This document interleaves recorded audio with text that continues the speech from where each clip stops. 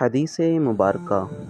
لقیط بن صبرہ رضی اللہ عنہ سے روایت ہے، میں نے عرض کیا، یا رسول اللہ صلی اللہ علیہ وسلم، مجھے وضو کی بابت بتائیے،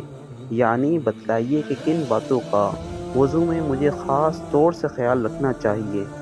آپ صلی اللہ علیہ وسلم نے فرمایا، ایک تو یہ ہے کہ پورا وضو خوب اچھی طرح اور کامل طریقے سے کیا کرو، جس میں کوئی کمی کسر نہ رہے، اور دوسرا یہ کہ ہاتھ پاؤں دھوتے وقت